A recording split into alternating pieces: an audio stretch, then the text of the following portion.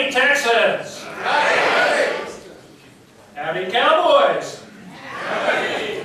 Howdy, Cowgirls! Howdy! Howdy, Patriots! Yeah! It's a great day to be in Texas today. A little warm outside, but it's great to be here. I'm Dean Wright with New Revolution Now, and I want to welcome you to the Tour of Texas Senatorial Forum in Austin. It's the third in a series of 6 that we're doing around the state. We've already done one in Houston. We've done one in San Antonio. After this one, we'll be doing one in Waco in a couple weeks. Then Dallas. We're going to end up in Tyler. And everybody's really excited about it. We've had great participation to this point. For more information on our events, go to newrevolutionnow.org and click on the right side. We have our calendar of events. Everything's on there, and you can check it out and see the dates and when we're doing it. Also, even better, if you want to join the revolution, you can sign up for our newsletter, the handbill, the Patriot Briefing, and event invitations by texting, if you have a phone that you can text with, NRN. Text NRN to 22828. And if you do that today, next week we're going to have a drawing for this great t-shirt. Does anybody know what Amendment X is? The 10th Amendment. We all know, it's just that the people up in D.C. don't know. How many of you are here from the Llano Tea Party?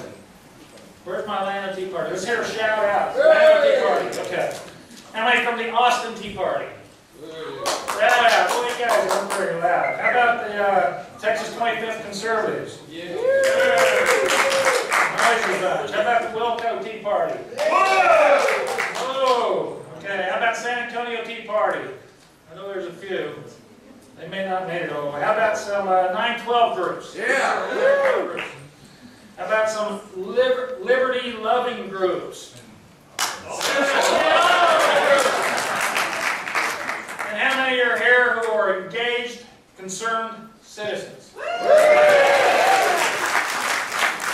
It's because of you, the flame of liberty and freedom and justice burns brighter in Austin and in Texas and in these United States. I want to thank you for being here and for being engaged. I also want to thank the Texas Preservation Board for setting up this beautiful facility for us. This is great.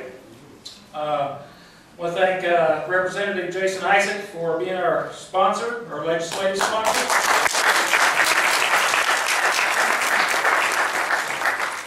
And for all of the host volunteers that came from the Austin Tea Party, the Llano Tea Party, and Wilco and Texas 25th Tea Parties. Thank you for making this happen. Before I get started, let's pay our respects and say the Pledge of Allegiance. I'm going to have Jason Isaac who's going to lead us in the pledge.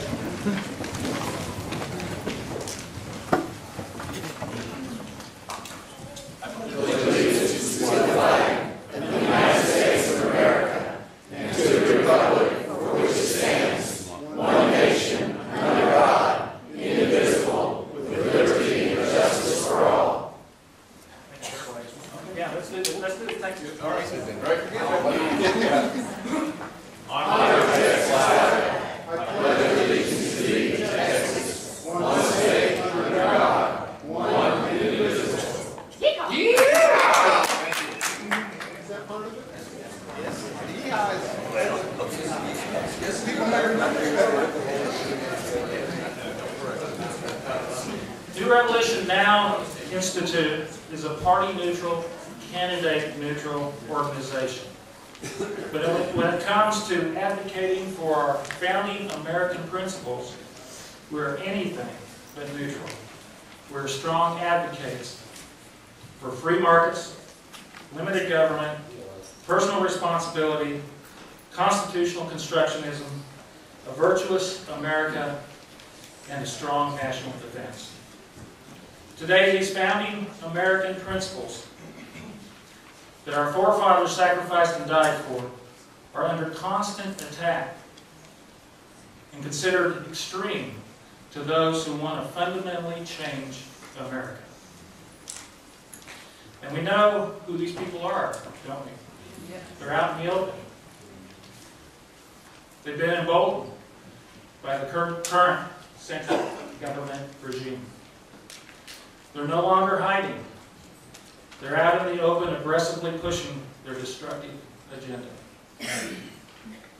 Well, patriots, no longer will we, the people, subject ourselves to the status and the power mongers who use the overwhelming force of the central government to usurp the Constitution's mandates of personal liberty and economic freedom. The new American Revolution has begun, and your engagement in this fight is key to our victory. Thanks to the great wisdom of our forefathers, we have a peaceful way of fighting back and restore our country, and that is through the ballot box. We must elect citizen candidates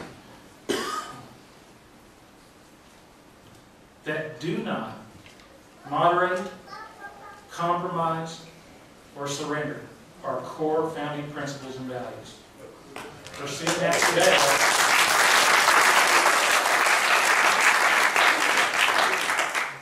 And I paraphrase from my friend Apostle Claver.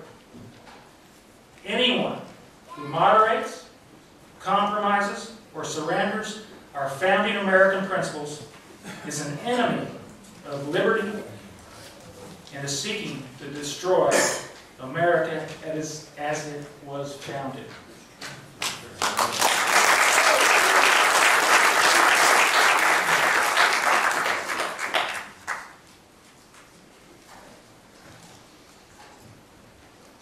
Folks, I want to encourage you to get engaged and to join the revolution.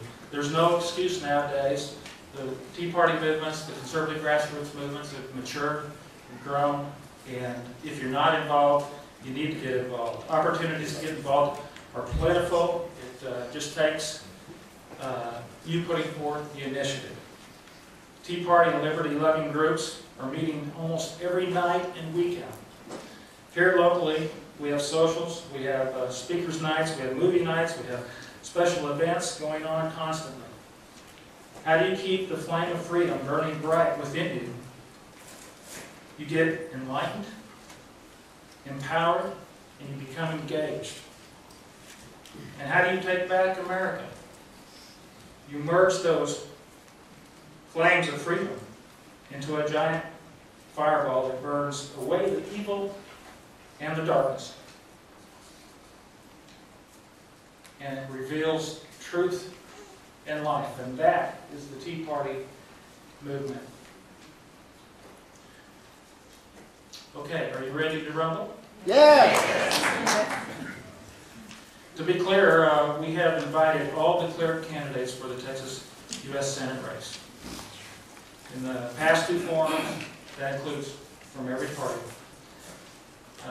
In the past two forums, all the Republican candidates that have participated, all the Republican candidates have participated, and the Democrat candidates have refused. This time around, all the Democrat candidates have refused again, along with one Republican candidate, the Lieutenant Governor Peters. Now, I didn't know until yesterday, and I guess it was bad planning on my part, but there's a very high-profile TV show that's doing auditions in town today in Austin. Does anybody know what that TV show is and what the auditions are? Did you just come from there? It's the Biggest Loser. Okay? That's going on. I would never have planned this had I known that that was going on. So my only assumption was that the Lieutenant Governor decided to attempt the audition for The Biggest Loser.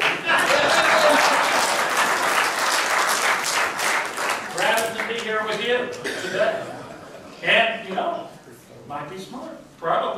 He probably thought a larger crowd was going to be there. More face time. I heard his campaign likes to attract fat cats. We do have a space for him up here in case he decides to show up. He is just upstairs. The candidates here today have drawn for their seat assignments, and we've placed them out here. And I'll be introducing them shortly. A place for the Lieutenant Governor and General Sanchez has also been reserved at both ends of the table. The panel may or may not address questions to them. If we receive no answer from the candidate that's not here, we will assume they do not want to come. The format is such. We're starting out with a 90-second introductory statement from each one of the candidates. Then we'll move, after that, we'll move into the lightning round. Each candidate will receive the same question and begin a 30-second response. There will be 6 identical questions to each one of the candidates for each one of the rounds of the lightning round. The second round, the candidates will be questioned randomly but equally. In other words, the candidates will receive all the same number of questions. Not the same question, but the same number of questions. 60-second response from each one of those questions. Up to 3 follow-up questions from the panel with 30-second responses can happen. If the panel decides to do a follow-up question, we'll have 30 seconds to respond. Then we'll end with a 90-second closing statement. And we'll be done with the forum part. The candidates will receive a yellow 30-second warning sign 30 seconds into their answer. There we go right there, Bill's guy. And then they will receive a red stop sign at the end of their time. Each of you should have received a straw poll ballot in your flyer today.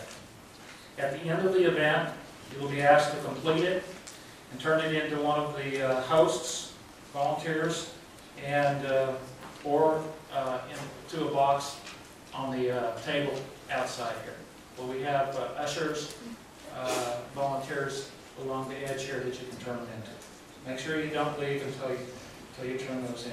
The results of the polls will be released statewide tomorrow. This will be our 3rd poll, so it'll be interesting to see how it all turns out. We'll have a short meet and greet afterwards in the Legislative Conference Center downstairs. Go directly out to your right, down the stairs. That's where the Legislative Conference Center is. If you need to use restrooms or break area, we have a break area with the drinks and stuff. We have hosts out front that can direct you to that. Okay, let me give a very quick, brief introduction to the candidates. In their opening statement, they'll give a more detailed introduction to themselves. So let's bring them in. The first will be Glenn Addison. He's a small business owner from Magnolia, Texas.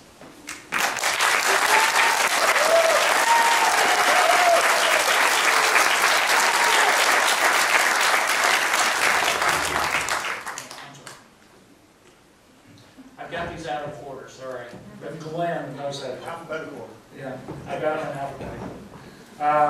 Let's try to go in order here. The next one down there is Ted Cruz, is the former Texas real estate senator.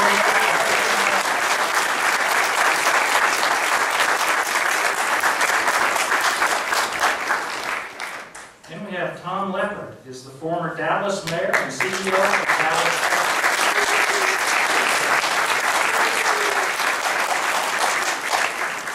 Then we have Leela Danger.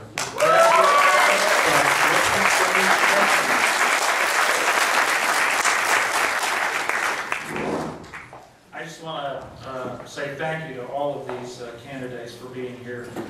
They get asked to be places many times a day.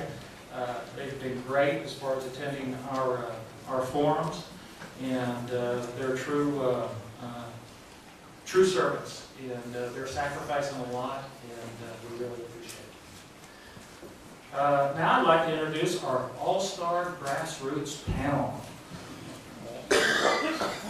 In the red corner, this panel member resides in Dripping Springs. Is a co-founder and director of New Revolution Now, a successful high-tech entrepreneur and CEO, and a self-proclaimed pissed-off patriot. We have Barry Walker.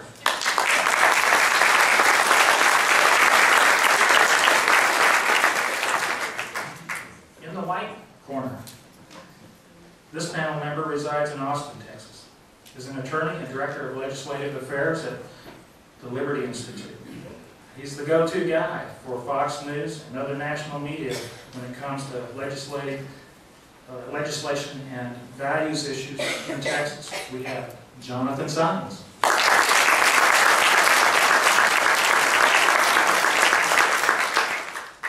And in the blue corner, this panel member claims to be from Houston. I really think he's from Mars. He's the founder and executive director of Raging Elephants. You all have heard about him, Apostle Claver Kuimani.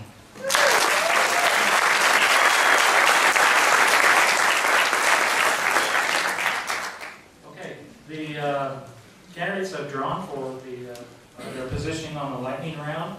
The first question will go to Ted Cruz.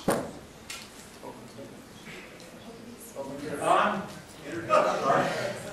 Told you guys what.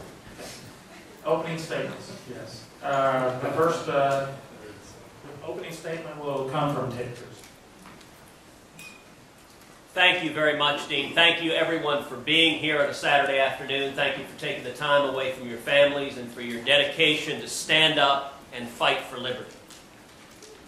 We hold these truths to be self-evident, that all men are created equal and are endowed by their Creator with certain unalienable rights, that among these are life, liberty, and the pursuit of happiness. Our nation was founded by patriots who were willing to risk everything to fight for liberty. They pledged their lives, fortunes, and sacred honor to standing and fighting for liberty. And I am incredibly optimistic right now because we are seeing across this country a great awakening that harkens back to the time of the founding. President Obama is the most radical president this nation has ever had.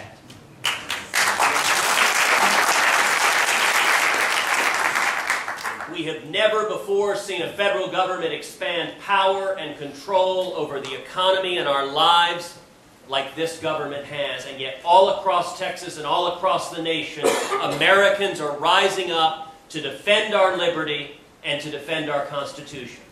So I want to start by thanking every man and woman in this room for being willing to stand up and fight to preserve our nation. Because like our founders, we're fighting to preserve our nation, and with every candidate here ask, with every answer, what is your record of doing so? Thank you.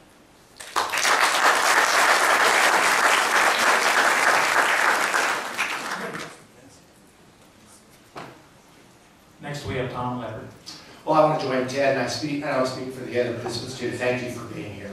Clearly, there's a lot of different things you could be doing on a Saturday afternoon. Your commitment to be here, but also the commitment to ensure that we're successful in 2012, building off the successes of 2010, are very important, and that's going to be the key to our victory. I can tell you right now that I believe that it's time that people approach the problems and the challenges that face our country in an honest and straightforward fashion. I can tell you what's coming out of Washington literally today indicates that that's not the case. We need to have people who are going to be honest, they're going to be straightforward. The reality of it is, where we stand today, that our country is moving towards insolvency very quickly, and we have an economy that's stagnant.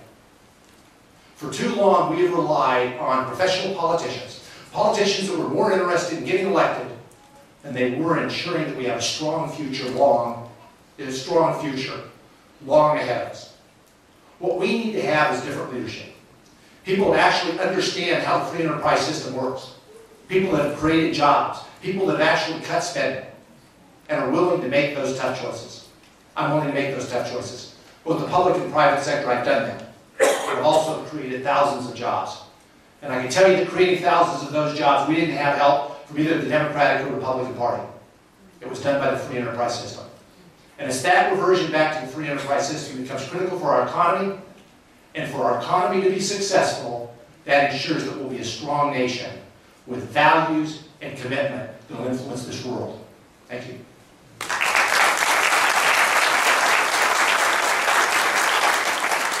Now we have Glenn Addison.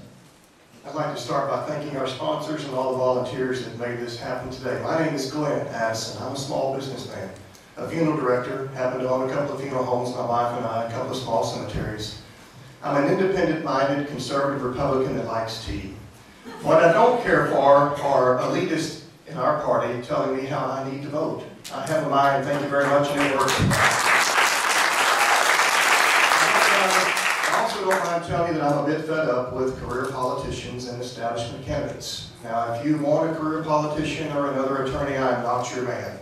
However, if you, in the spirit of the Founding Fathers, would like to see a citizen legislator who will go to Washington for 6 years, serve the people, who will have no hooks in them, who will not take the lavish pension and the elaborate health care and the other many, many perks, then I'm your man. Some of you remember what Einstein said about insanity. It's doing the same thing over and over and expecting different results, yet every 2 years we Republicans march to the primary booth and we have a choice to make from establishment candidates. And we have all the time think, maybe this time. Well, it just doesn't seem to happen very much. And so I would say to you that I am tired of that. When a caterpillar wraps itself in a cocoon, and sometime later a butterfly comes out, it's a beautiful thing. When an establishment candidate goes to Washington and wraps themselves in the trappings of power and the power of the incumbency and all the perks, they come out a career politician, and I don't like that. It's not a good sight. Hope that you'll give me consideration.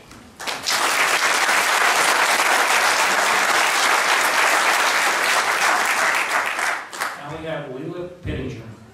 Hi, I am Leila Pittinger, and I'm very excited to have all of you here. Thank you for giving us your day. Thank you for braving the heat. Hopefully it'll be hotter in here before it's over. I'm very excited to see you all here, and I'm glad to see everyone so invested in what's coming up today. I think it's very important we get an early start because there are so many candidates, and that's the exciting thing about this year, is I feel like this year on every level we have a variety of choices. It used to be that the parties were pretty much reduce, reuse, recycle, better than the environmentalists. Reduce the number of people involved, reuse the same candidates, and recycle the same old words. I don't think so anymore. I'm very excited to tell you that I'm running, and I believe that everyone in this race, I'm the most heavily invested in whether we get this right. As you only have to be 30 years old to be a U.S. Senator, and we don't have a single one under 40, I think it's important we get that voice at the table. I love when all the candidates say we need to save this country for our children and grandchildren, because as one of them, I like to say we like our own voice at the table. You can try to make your decisions for us all day long, but quite frankly, when you continue to promise my money, which you haven't earned, quite frankly, you're taking by theft, I'm going to get a little upset and I'm going to get really involved. So, the next time someone tells you that we need to look for the candidate who raises the most money, I hope you will look them in the eye and say, I've seen the best government money can buy, and it ain't pretty.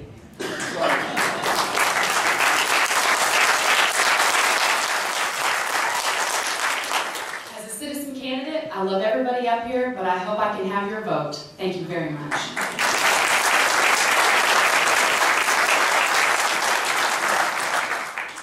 Right now we have David Dewhurst. David's not here? All right, we'll move on to the...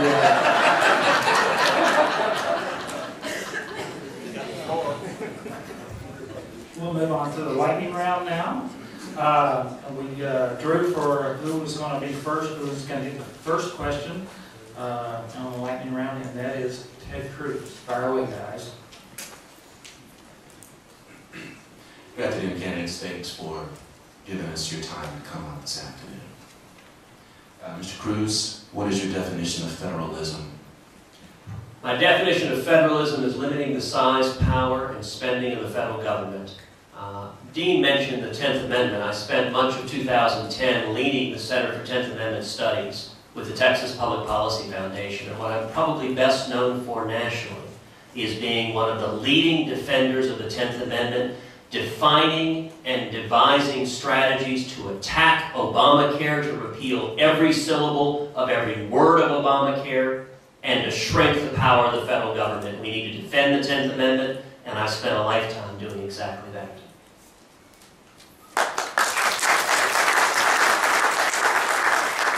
Next question is Louis Pittinger. Excuse me, I thought the format was each Oh, one. yes, you're correct. He answers the same question. Okay, all right. I would absolutely agree with Ted. I believe federalism means that there's an absolutely limited government. I think the only thing the government should be doing is what's very literally enumerated in the Constitution. Anyone that tells you that we have a living Constitution is usually trying to kill it. So I believe in strict literal interpretation, which means strict literal constitutionalist judges from top to bottom, if that means even that they perhaps get fired and replaced. That's it.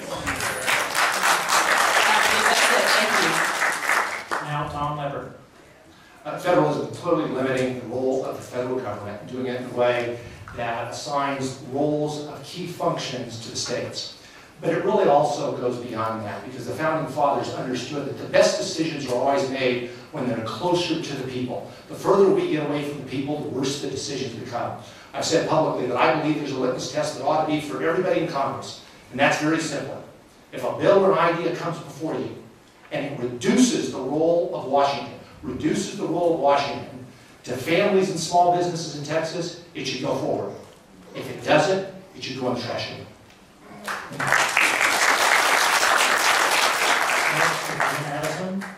Well, it's already been said, so let me just point to the article, the third article, which basically mentions that these judges should hold their office during good behavior. We've got some bad boys and girls in the federal judiciary, and I would like to see that dealt with in a much stronger way. It's a joke how they're enforcing the Constitution, shredding it, and so I agree with what these others have said as well.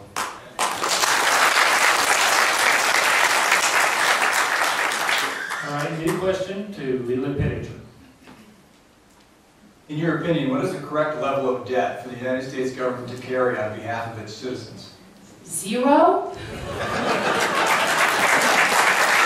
sorry, I mean, I guess I could go on for 28 more seconds, but I think 0 really covers it. And when they say that they're carrying the debt, I love how they really try to put distance between it, like it's the government's money. Right. I don't think so. It's my money, it's your money. I wish that they paid taxes, but quite frankly, most of them don't, and neither do their friends, GE. And so I think that when I say 0, I mean 0. And if they feel like they need to borrow, then they should pass legislation that actually gets through people. So thank you. Next to Tom Lever. The real key behind the question, though, is what is the debt? And let's talk about that for just a second. We have some people that say it's $8 trillion. Other people say it's $14 trillion. Neither one is right. The reality is we ought to look at it the same way that businesses have to look at it, and that's to reflect the future obligations and liability of their organization. If we did that, the number is somewhere between $65 and $90 trillion on a conservative side. You do that at $700,000 per household. That's got to come down substantially. We can argue about 0, that's fine, but it has to come down substantially, because unless that comes down, we don't have a strong engine.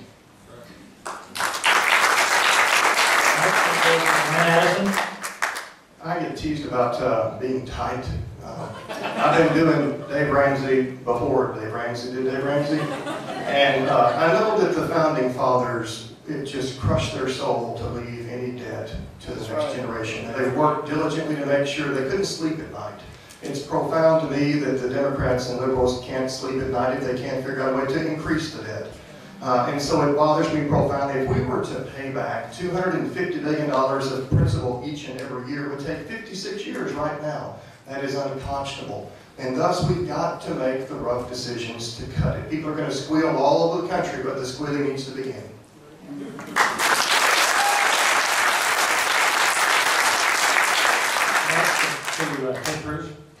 I have 2 little girls, a 3-year-old and an 8-month-old.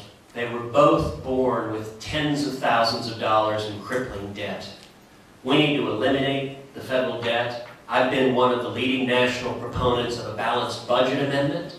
And in this fight in Washington right now, the people who are leading the fight, Jim DeMint, Senator Mike Lee, Senator Rand Paul, who are standing up to the squishy establishment Republicans, all three of them have endorsed my campaign and said we need another strong constitutional conservative to hold the line and to fight to eliminate the debt.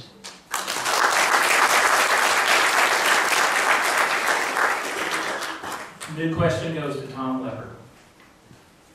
Good afternoon, candidates. Since 1973 and the Roe v. Wade decision, there's been nearly 50 million abortions in our country. So candidates, starting with Mr. Leppert, do you support the overturning of Roe v. Wade? Yes. Very clearly to me it's a faith issue. My leadership is determined by my faith and by the Constitution. As a result of that, I'm pro-life, and I believe marriage is between one man and one woman.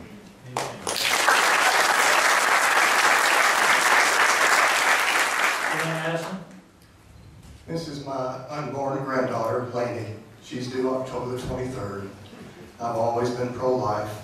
I will always be pro-life because that's what my Lord asked me to be.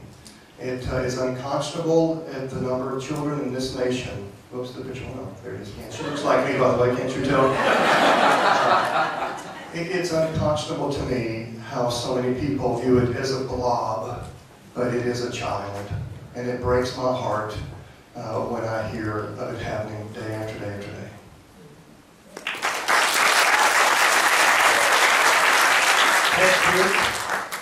I am strongly and unequivocally pro-life. I mentioned in the opening statement you should ask of every candidate here and not here, not what do we say, because every candidate will say they're pro-life. What is your proven record? If you notice, every answer I give points to my record of fighting for the principles at question. With respect to life, as the Solicitor General, I successfully defended the Federal Partial Birth Abortion Act before the U.S. Supreme Court. I successfully defended parental notification laws, and I successfully defended Texas laws that prohibit the use of taxpayer money going to organizations that provide abortion. We need to walk the walk and not just talk the talk.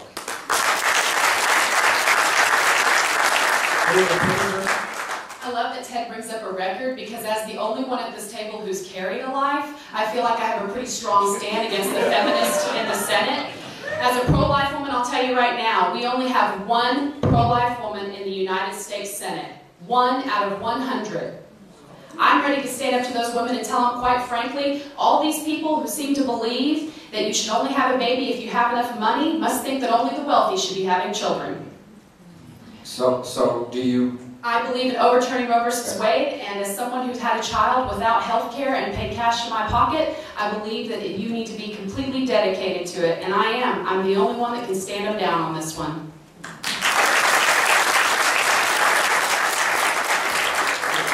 New question to Tom Leppert. Mr. Leppert, the first lightning round question. Started out. Okay, so you started that one? Okay, I'm sorry. New question to Glenn Addison.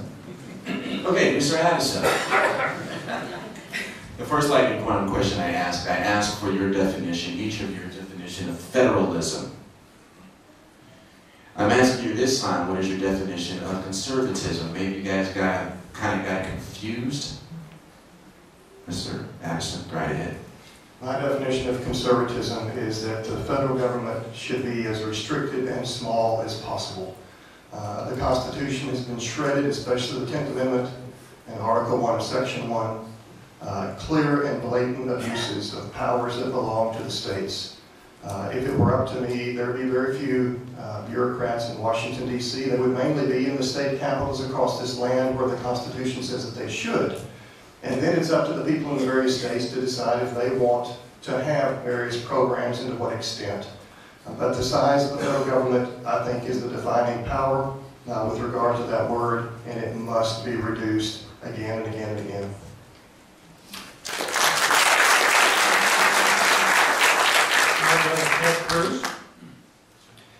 When I worked in the Justice Department, I worked for John Ashcroft. And Ashcroft used to say, if I'm ever accused of being a Christian, I'd like for there to be enough evidence to convict me.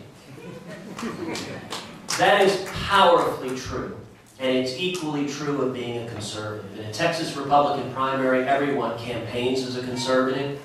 The scripture tells us you shall know them by their deeds. If you are truly a conservative, you shouldn't have to tell anyone, because you will have been in the foxholes fighting for those principles, and you will bear the stripes of defending the Constitution, of defending freedom, of defending our rights. And that's the basis of my campaign.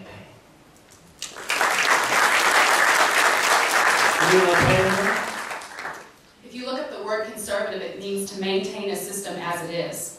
If you look at the Constitution and our Declaration of Independence and the Bill of Rights, that is the correct system. Sadly, we've built on this solid foundation a shoddy, ant-ridden, rickety house that quite frankly needs to be torn down. The foundation is fine. It's the house we built upon it that's a mess. It can be fixed. I believe conservatism means the most limited form of government. I believe it means that each person cares for themselves and their own family, and it starts with you, moves to your family, and gradually moves out instead of top down. I really think there's two aspects in marriage one. You begin with the Constitution and view the Constitution not as an arcane document, but something that literally is the rule book that we govern with on an ongoing basis. But I think it also goes beyond that. I think there's a sense of values to this nation. A sense of values is what's right and what's wrong. A sense of values that says this nation really is going to be excellent, and there's something special that it has to offer to the world. So I think it's both of those elements. It's not only the Constitution, the strong grounding there, but it's also a sense of values that sets us apart.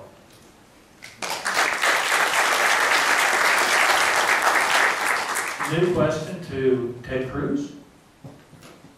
In your opinion, what is the correct level of taxation for the United States government to levy on each of its citizens? As low as humanly possible. Every one of us will tell you that we won't raise taxes. If you want to know if that's true, you should look to who's had a record of standing strong over and over again. Not only will I never vote to raise taxes, I will fight to lower taxes. And your question on each of the citizens, what I'd like to see us move towards and what I would fight to see us move towards is a simplified tax system that moves as close to a flat tax and ultimately to a fair tax that is a consumption tax, not placed on any of us.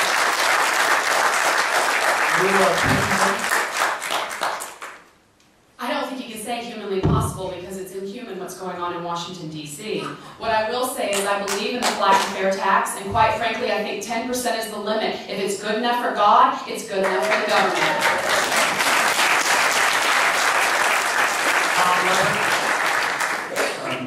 I've been the one that actually has fought against taxes and not only talked about it, I had to take the arrows on it, also put together budgets that showed you could make it work without raising taxes. I will be much more specific. I believe what we need is a flat tax in this nation that only has deductions for families, for charitable contributions, and for mortgage. That flat tax ought to be 20%. There also ought to be a flat corporate tax for taking all the discounts and the gains that are being played out of it with a capital gains tax of 15%. I'll be very specific. That's not only beneficial to each one of you, it is also fair, it pulls in all of the people of this nation, and importantly creates an economy that creates jobs.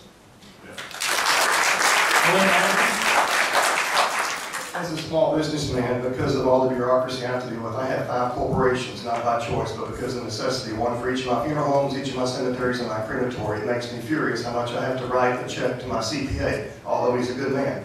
But I do want to say that people need to understand that corporations don't pay tax. We pay their tax. The customers pay their tax. And until we deal with that, we will not grow this economy. Jobs are continuing to go overseas in droves because people are saying, why do we want to work our hearts out when it's going to be redistributed? And that is a big cause that's got to be dealt with to get this economy going again.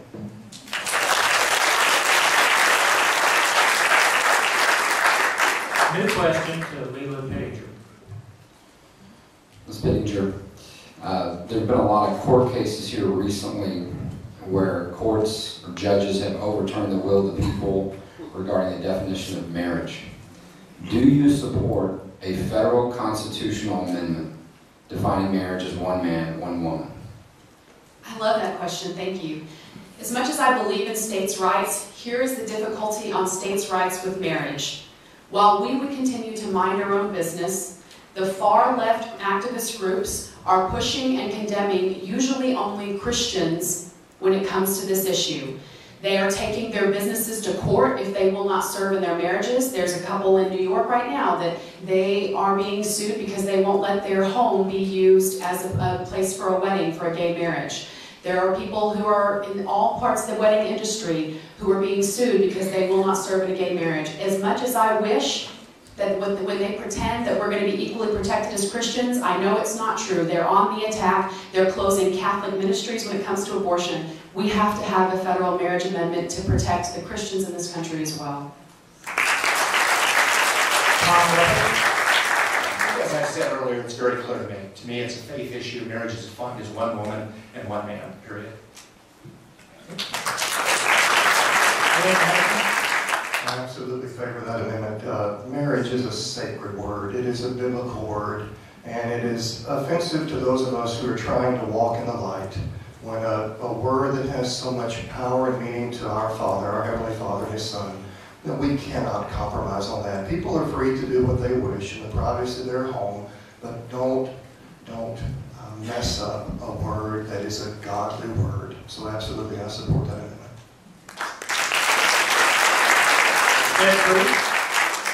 Yes, Jonathan, I support a marriage amendment, but don't take my word for it. Don't take any political candidate's word for it. On this, I have a proven record. As the Solicitor General of Texas, when a Beaumont State District judge granted a divorce to two men that had gotten a civil union in Vermont, Kelly Shackelford, who leads the Liberty Institute, called me as the Solicitor General, pointed it out to me, and within 24 hours we intervened in the proceeding to defend traditional marriage between one man and one woman, and the judge vacated the order. Look to actions and not just words.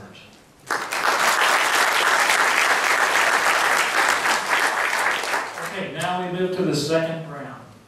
The candidates will be questioned randomly but equally with a 30-second response and 3 possible follow-ups with 30 seconds.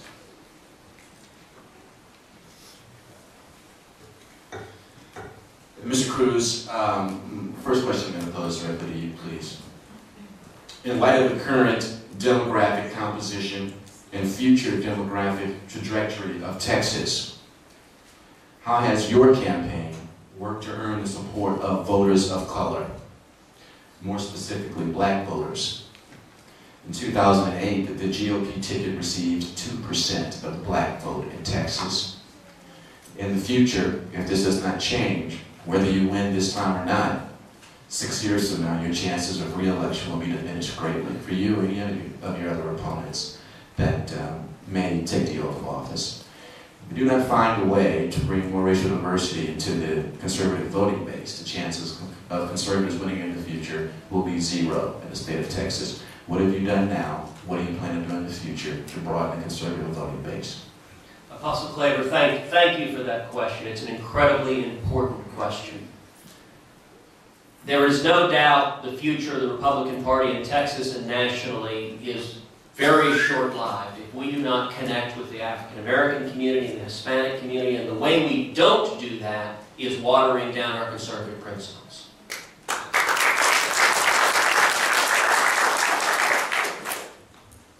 My dad came as an immigrant to this country from Cuba with nothing. He didn't speak a word of English. He had no money. He came with $100 sewn into his underwear to go to the University of Texas. He worked 50 cents an hour as a dishwasher to pay his way through UT. And the story of America, every one of us has ancestors like that, who came here seeking freedom and opportunity. The story that resonates in the Hispanic community and the African American community is the story of the American dream, of opportunity, of self-reliance, of ownership, of climbing and achieving the American dream. And we need to defend that principle and carry that message. And that's why our campaigns sing enormous enthusiasm, in particular among the Hispanic community all across the state of Texas. Do we have a follow-up? I appreciate that, but can you be more specific? What is your campaign doing specifically to attract black voters? Is it in your campaign plan? When's the last time you've been to an African American community to campaign there? Have you ever done retail politics? In the third ward of our hometown of Houston, Texas, have you been over in the I-35? East I-35 in the 51st and Manor area. It's great to give us the platitudes. Give us the specifics. The specifics are standing and defending conservative principles and making the case. Most Republican candidates don't like it when issues of race come up, because fundamentally most Republicans believe the Democratic talking point that conservative policies favor the rich and not the poor. What I am doing is campaigning all over the state of Texas and building a grassroots team, but making the case to those who are working to climb the economic ladder that the policies of the left produce dependency, destroy ownership, destroy self-reliance, and they don't work. The way you climb the economic ladder is you empower individuals to take care of their families and work towards the American future, and I will be an unrelenting voice to empowering minorities and empowering every Texan and every American to take responsibility for his or her future. Do we have another follow-up question? Okay, let's move to the next question. Let's stay with this theme. Mr. Leppert, education is a civil rights issue of our time. It's been 67 years since the Supreme Court outlawed school segregation, and in those 67 years, black Americans have gotten an education system in which black children lag consistently behind their white counterparts by an average of almost 4 years. Given this abysmal record, why do we have a Department of Education, and shouldn't it be abolished and educational authority returned to the states and the citizens? The answer is yes. That needs to be at the local level, and that's where it's most effective. As I said before, it's pushing the decision back down. But it is also people that will engage education, use it as a bully pulpit. When I was mayor of the city of Dallas, I had no responsibility over education, but yet it was a major thing because we could make a difference. I put all of my salary into scholarships for kids coming out of tough neighborhoods. We created programs like early reading programs and internship programs that didn't take any tax dollars, but yet they contributed significantly. What we need to do at the local level on education is very simple. It needs to improve governance. Governance and accountability is terrible in metropolitan areas across this nation, and especially in Texas. Number two, you need to empower teachers and principals in different ways. Allow principals to make staffing decisions. The third thing is put more choice into the system. Unless you have 15 to 20% of choice in the system that will influence the rest of the public school system, it doesn't make any difference. And the fourth thing is finally come up with standards that mean something. You might have seen recently that we came out in Texas and pointed out that the standards we've used for the last 2 years were a joke. We finally got back to right standards and schools didn't perform. I would be a strong advocate on saying education has to be at the local level, get Washington out of it. But I will also use the position as a bully pulpit to be able to communicate how important education is to the future of our country. Do we have a follow-up to that? No follow-up, we have a new question. This question is from Mr. Addison. Following a little bit of that theme as well, let's exclude the Department of Education. Other than that, if that might have been your answer, what federal programs or departments would you eliminate entirely to balance the budget? Well, I would like to stick with that department just for a moment, because my proposal, if I'm elected, most of my legislation will begin with, this bill is to repeal, and then fill in the blank. Now, I would repeal all federal legislation that deals with pre-K through 12th grade. I would save one bureaucrat to write 50 checks to the 50 states with a note attached that says, dear state of Texas, for example, attached to your share of federal education dollars, use it as you deem appropriate. I'm on the school board for Magnolia for 15 years. That's where a lot of these gray hair came from the Department of Education. And they are not real bright when it comes to educating our children. I'm trying to be polite here.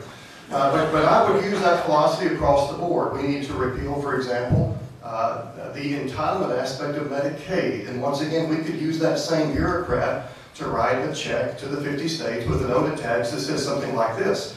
Dear state of Texas, attached is your share of federal Medicaid dollars. After verifying citizenship, use it as you deem appropriate.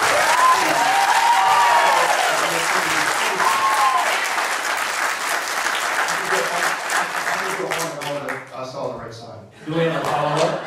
have a follow-up. You mentioned being on the school board. You may have seen that there was a fight last year at our state's Board of Education regarding teaching history and social studies standards, having more teaching about the Founding Fathers, the Constitution, and so on. But there's an effort for national standards to be used. Do you respect, or what is your view, should it be the state or the national level that decides our standards? I'll tell you my view. The states are fantastic incubators of innovation. They know, whether they like it or not, they better have the strongest education system in the country or else they will not attract industry. So even if they're not excited about it, they know they better be excited about it or else we will not attract industry and commerce to our state.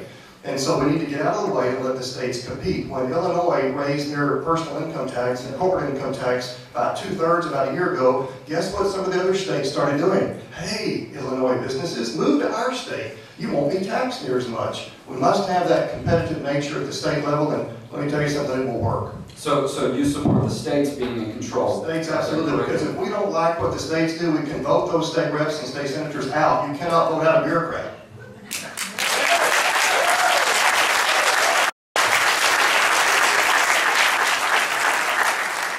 New question?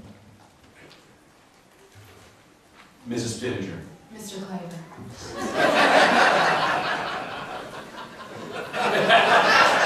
Sorry, we know each other really well. I'm going to hassle him just a little.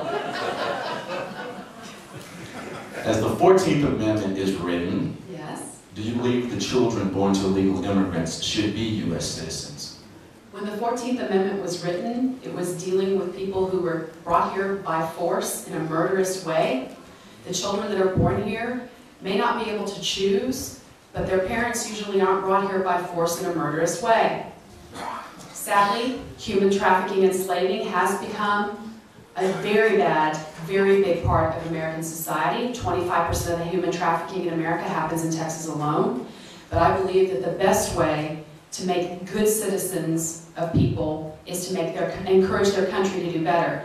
When the other 90 countries these people are coming from do a better job, their citizens won't be here. In the meantime, they're not citizens here. The solution to the problem, as it's been ruled by courts, it appears that jurisdictions across the country, if the so-called anchor baby problem here in the state of Texas, I mean, you look at Houston, where 80% of children born in the public hospitals are to illegal immigrants, yes. and they are being issued birth certificates from the state of Texas or from Harris County or from Travis County or wherever it may be. Right. Okay, you're applying for the position of being our public servant from the state of Texas in Washington. Right. What is your solution to the problem? I mean, you can't do anything about the quality of life in Mexico. You can't do anything about the quality of life in Nicaragua. You wouldn't know that for how much money we're giving them. What I would say is, every child that's born here, at least one of their parents, which quite frankly I think should have a paternity test, needs to provide a long-form birth certificate proving that they are an American citizen and at least one of their parents. Preferably the mother, because usually it's the mother taking care of the children. But I can stick with the father if they can prove it's him. And that child can be an American citizen. Does that answer your question? Would you do that through constitutional amendment? How would you get that done? Sadly, I think we would have to have clarification on the 14th Amendment because so many people, I think, are misreading it and misreading the history behind it. So yes, there may have to be a constitutional amendment. Okay, we got a new question now. What? Did you have I have a follow-up. Ms. Pittenger, I believe that, in case I missed something, the other three candidates had at some point indicated they were in some elective office or in a service position or they had some record that they could point to. So I want to give you the opportunity, if you might want to address what you would say as far as your record, as far as voting or in some public service. I've always voted Republican. When it comes to public service, I haven't used taxpayer dollars to advance my career. I've been living as a normal person, living conservative values, and they're not just talking points. Examples being, in the audience this afternoon is my husband's grandmother. She had a stroke and we didn't want her to have to be by herself or be cared for by strangers, so my husband and I moved in with her to give her the best care possible. On top of that, while I was caring for her, we wanted to have a full life. So Betty and I both served in different pro-life groups doing volunteer work. We were doing Meals on Wheels. We were volunteer teachers at the church. We were volunteer junior Bible quiz teachers at the church. We were living our daily lives with conservative values. Added to that are the things that I did not participate in. Half the kids in Texas are born on Medicaid. When they had that for me, because my husband and I are considered low income, I said no. I've been living the values on a daily basis. I may not get to stand in front of probably the third highest authority in the land. I would say God first, the legislation second. But what I will say is I've had to stand before my God and tell him I'm living my values and that I can face him and my family with a great deal of dignity.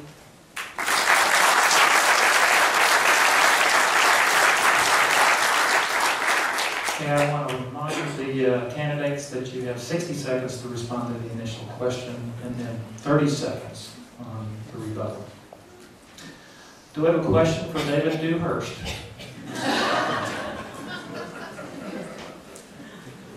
Mr. Dewhurst can answer this if you like, but I'll direct it to Mr. Cruz. All right. Congress has clearly exceeded its authority for decades by its overreaching use of the Commerce Clause of the Constitution. Article 1, Section 8 states, in part, that Congress shall have power to regulate commerce with foreign nations and among the several states. One of the most dramatic and infamous oversteps was the Wickard v. Filburn Supreme Court decision of 1942, in which farmer Roscoe Filburn was found guilty of violating the law for growing wheat to feed his own family. Clearly, the framers never intended that a U.S. citizen would lose so much freedom that the federal government would prevent him from growing his own food. What is your opinion of the Commerce Clause, and what will you do if elected to the United States Senate to legislatively ensure that the federal government is returned to a more restrained relationship with the citizenry? The Commerce Clause has been the most significant vehicle for the dramatic expansion of the federal government's authority. The decision you referenced in Wickard versus Filburn was the absolute worst decision expanding the federal government's power that the Supreme Court issued, and it is the basis for the Obama administration claiming authority for Obamacare. Now, I am convinced Obamacare will be struck down by the U.S. Constitution because it exceeds the authority of the federal government to regulate private decisions that are not interstate commerce.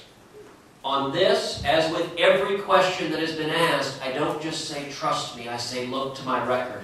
If you want to know my views on Wickard against Filburn and the 10th Amendment, look to the papers we wrote when I led the Center for 10th Amendment Studies, where I had, for great length, talked about Wickard versus Filburn and how the Commerce Clause has been expanded. And look also, for example, as the Solicitor General of Texas, I led a coalition of states before the U.S. Supreme Court arguing that the Endangered Species Act was unconstitutional as applied to an arroyo toad in California that was being used to shut down development. And we urged the Supreme Court to strike it down as exceeding Congress's power under the Commerce Clause. And you can go to my website on tedcruz.org and read the Supreme Court brief where we made that argument at great length. Do we have a follow-up? A follow-up question from Mr. Cruz. Mr. Cruz, you spent a lot of time doing work at the U.S. Supreme Court. You talked about some of these cases. You've done work in Washington, D.C. At some very high intellectual levels. But what is your plan for being able to be at the level of meeting with constituents and making sure that they feel they're a part of what you do and that you can meet them where they are? Jonathan, we are doing it every day. Listen, I am not a politician. I've never held elected office. I don't have the resources to spend millions of dollars of money to try to get elected. The only way we're going to win this race is doing what we're doing right now, which is building a conservative grassroots Tea Party army all across the state of Texas. I have been traveling all over the state. We've got over 61,000 supporters on Facebook. And what has provided the strength and energy and enthusiasm of the campaign has been individual citizens hungry for leadership to stand up and lead the fight to stop the Obama agenda, to defend free market principles, and to defend the Constitution. And I need the help of every man and woman here to win this race. Do we have another follow-up? I'm going to go back, please, and direct you to my actual question, which was, what will you do legislatively to ensure that the federal government is returned to a more restrained relationship, particularly around the Commerce Clause? Legislatively, the first bill I'll introduce in the U.S. Senate is a bill to repeal every syllable of every word of Obamacare. The next thing I will do is look on every front for every legislative avenue to shrink the size, power, and spending of the federal government. That includes eliminating agencies, that includes shrinking the overall level across the board, and that includes most fundamentally passing a balanced budget amendment to put in the Constitution what Thomas Jefferson called chains to bind the mischief of government.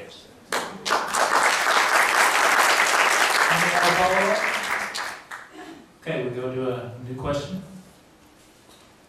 Good question. Mr. Levin, please enlighten the folks here with your view and your beliefs and opinions on the Second Amendment.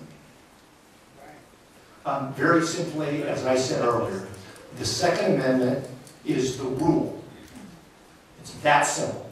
I am a strong proponent of the Second Amendment. I am a strong proponent of gun rights. And I believe that, again, that is the law. That is what the basis of our nation is. Follow up? Yeah, I have one. On the Second Amendment, what permission does the federal government have to regulate that right? I don't believe that they do.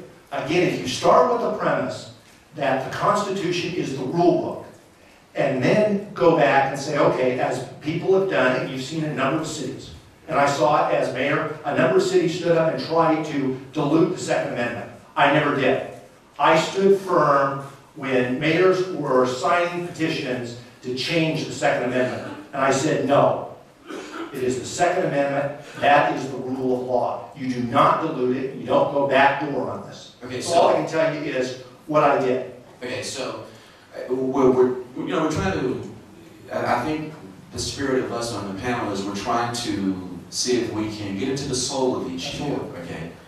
And so the questions may seem a little bit, I don't know, off a little bit, but we really want to see what's in your hearts. Okay, so if the government has no permission to regulate our rights to bear arms, to what extent can we bear arms? In other words, if the government has an MX missile, can I have one?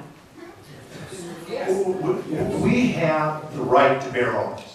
Well, but I understand that. But the question is, if you were to go out and ask a regular citizen, the government has a Tomahawk cruise missile, but as a regular citizen, know that only the government has the right to own those types of weaponry. If I had the ability to maintain a Tomahawk cruise missile, I'm trying to figure out, do you feel at any level where you say, no, the normal citizen shouldn't have that weaponry? I'm sure you can take it to some ridiculous extreme that's not a practical basis. The reality of the Americans, the people in the United States, unlike any other nation that I know of, have the right to bear arms. That is the rule of law. That is the supreme law of our country. That needs to be the situation. I am tired of people coming in and trying to come up with any way to dilute it and play games on the backside of it. I just don't think that's right. Again, I don't believe that the Constitution is on a cane document. I believe it ought to be viewed as the rule of law, the rule book that we operate by today.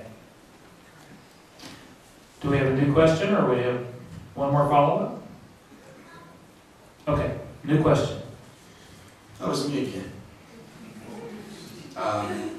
Actually, Mr. Cruz, I didn't want to pose this question to you, but you happened to mention it. You spoke about Tea Party. And this is an event that is being put on by what properly is known as a grassroots organization. And at the very beginning, Dean recognized many of the Tea Party grassroots organizations that are represented within the audience. You know, it's all vogue to be a Tea Party candidate. It's all vogue to jump out ahead of the parade and say, I'm Tea Party, I was Tea Party before there was a Tea Party. But I want to know if you could estimate, how many Tea Party rallies have you personally attended where you did not speak, where you attended and actually listened to other speakers? Did you help set up tables, chairs, microphone system? What Tea Parties have you given money to? Have you volunteered for? Do you have Tea Party dirt underneath your fingernails?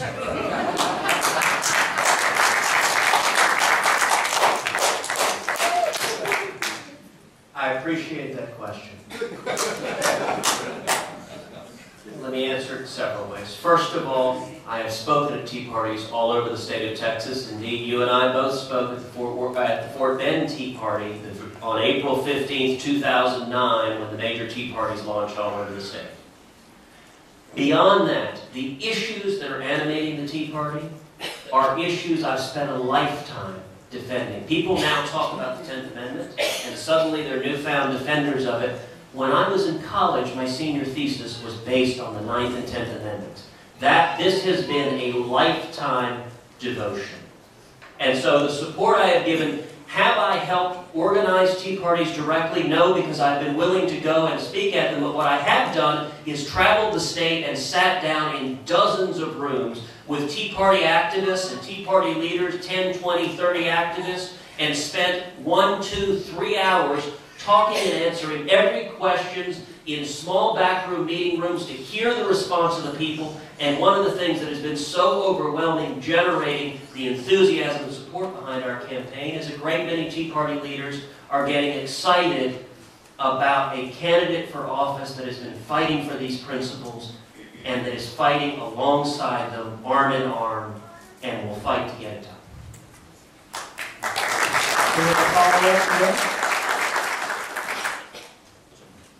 Okay, we'll go with a new question.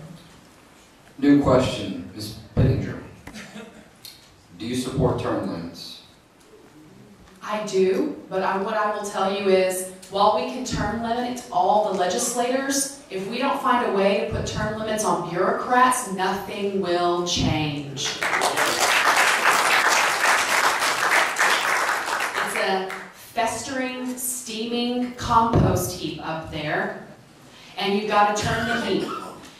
I've talked to many legislators on the state and federal level who have said that whenever they've gone forward with a bill that will limit, reduce, or eliminate an agency, the bureaucrats smile at them and say, "Go ahead, I'll be here long after you're gone." These are people who are doing it as a career. Eric Holder did not become Attorney General just walking down the street. He served in the AG's office for 20 years. That means under Republican administrations, continuing to carry out his attitude and grow his career for this moment in time for himself. We can limit the legislators, but we've got to find ways to, aside from eliminating, continue to limit the time people can serve in the bureaucracies and agencies.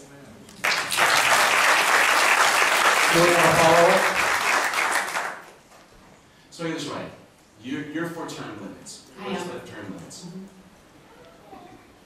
Couldn't someone argue that's an abdication of the responsibility that we have as the electorate, supposed to be in the boss, supposed to be vetting those that we are electing to office, supposed to be our representation? You could What happens if you have someone who's good? I mean, think of it. What happens if you look at it in practical business terms?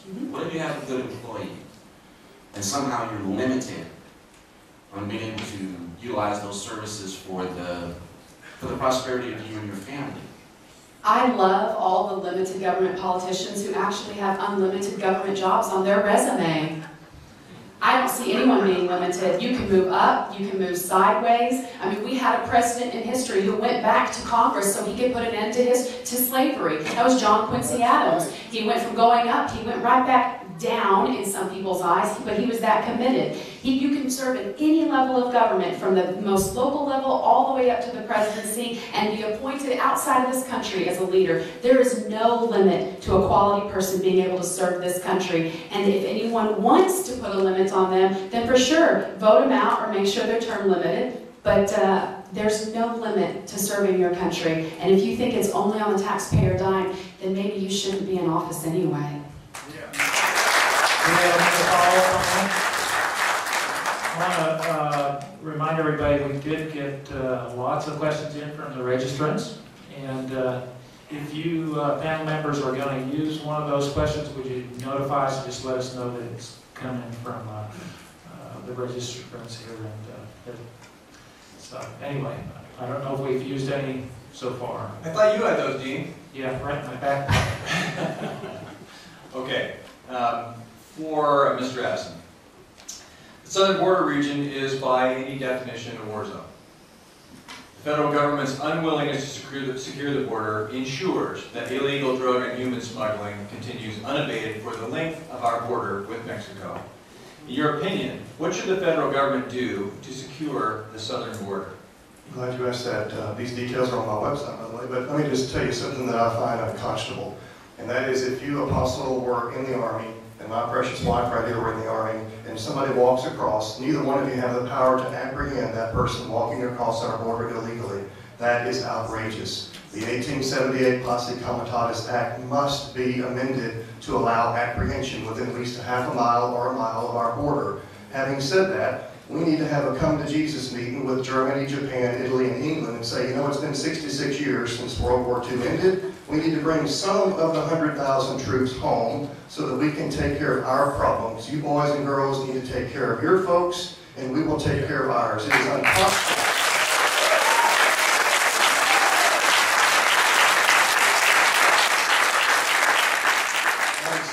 There are so many of the questions that you've asked some of my colleagues up here that I wish I could respond to, but nevertheless I am happy to continue to address this, because if we do not take step one to close the floodgates, we're getting nowhere. There is no such thing as cheap labor. That's why I'm proposing what I've just said to you. Somebody says, oh, I got all my landscaping done real cheap. I went to one of these day labor sites and picked up somebody who did not get it done cheap, because somewhere in the lower income areas of Austin, Texas, there is a spouse. And there are probably stair-step children. And I'm all for people to better themselves, but obey the law and come in legally, okay? Because having been on the school board for quite some time, and I can tell you that it costs your school districts tons more in money. Do we have a follow-up? Any follow-up on that? Let's take it one step further then, okay? In your opinion, at what point does Texas have standing to charge that the federal government has abrogated one of its core constitutional responsibilities by failing to secure the southern border? And at what point can or should the citizens of Texas tell the federal government to butt out and assume responsibility for the border between Texas and Mexico? I'm not a constitutional lawyer, so I do not know at what point we could do that without federal agents showing up and arresting our good people. That would be, again, an outrage, but if the states can figure out a way to do it, I would happily applaud it, because the floodgates must be closed. We must preserve our sovereignty. I loved Ronald Reagan, but I disagreed profoundly in 1986 when he gave amnesty to millions of people who had not come in legally. I was at an event recently, just about 10 days ago, and I openly applauded a young couple that had come from Mexico, and they had done it legally and they had just become citizens. I applaud obeying the law. I'm offended when it's not obeyed.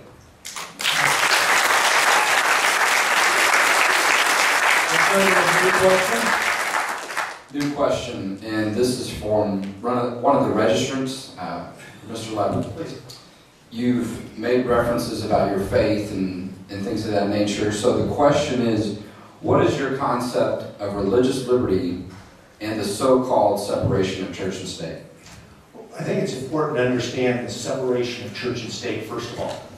That's not something you find in the Constitution. If you visit with people across this nation, they think it's somewhere embedded in it. It's not. It never came about until 1946 in any type of official document. Hugo Black put it in a Supreme Court thing.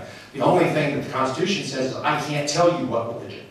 If you go back and visit with and do the research on the Founding Fathers, you will find very clear that religious concepts, the belief in God, the understanding that our rights come from God, not from a government, is embedded in the Constitution. We just need to go back to where the Constitution is. And if we did that, it would address these issues in a very clear way. You know, we have tried to separate this church and state. It was never the case. You had a number of not only strong religious people that were involved in the founding of our country, they were evangelicals. And we need to go back and understand that situation. And if you do that, then all of a sudden you get a grounding of what our country is all about.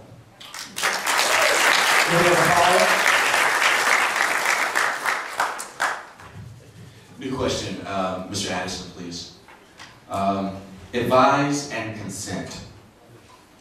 The U.S. Constitution says that would be a major portion of your role if you are elected to the U.S. Senate. For us, please explain advise and consent. Well, when I hear you ask that question, what comes to my mind are treaties, okay, especially, which at least that's what comes to my mind. I mean, that's where you want me to go, but that's what comes to my mind. And I will tell you, this is where I'm an independent. You go wherever you want to take it. Thank you very much, sir. But I will tell you that as an independent thinker, I'm all for fair trade. I have a real problem with some of these free trade treaties because, in my opinion, we've been freely shipping jobs overseas, okay? And so having said that, I am highly offended when our representatives and senators, especially senators since they vote on the treaties, have given priority to treaties with regard to trade that do not benefit American citizens. You asked Mr. Cruz a while ago a question about black Americans. I will tell you what black Americans need is jobs. They have the highest unemployment in the nation, and I've got plans to increase that as a businessman. My mind works this way, okay? When I was 8 years old, I was selling eggs and okra, okay? And so the government's been in my way for 42 years. So I will tell you,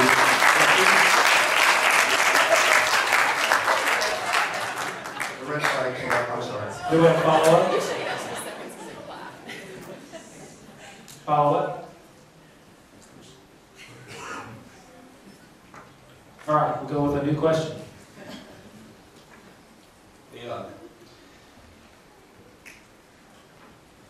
The federal government has grown so far beyond its constitutional mandate that it's breathtaking to comprehend. What will be your legislative solution for this overweening, overlarge, overpowerful cancer on American society? Well, thank you for that question. My first on legislative is every piece of legislation that comes forward must show the constitutional value it's based in, and it has to be clear-cut, and I think they should be able to cite a number of cases throughout history on the federal level to prove it. And on top of that, I agree with Glenn, I'm going to be your repeal queen. Any piece of legislation that proposes a new government program, I promise you I will filibuster it.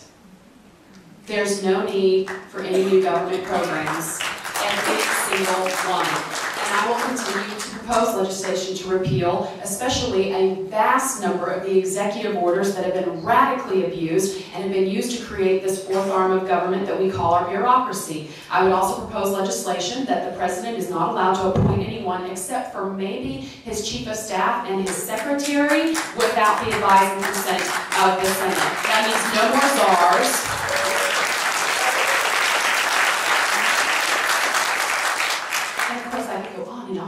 Do we have a follow-up to that? I'm going to ask you to.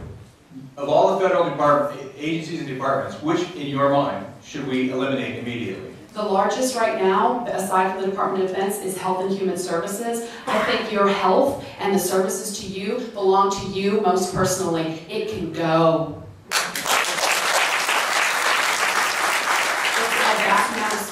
We've got Medicare and Medicaid wrapped up in it. I believe each individual state needs to be the ones who allocate that, determine citizenship, and minimize fraud. It's a serious problem when IBM's CEO goes to our president and says, we can dramatically reduce the fraud, waste, abuse in Medicare, and the president said no. I'm sure he didn't say thank you, that's not really his style, but no, and that is overboard, out of control. So Health and Human Services would be a good place to start. Jonathan?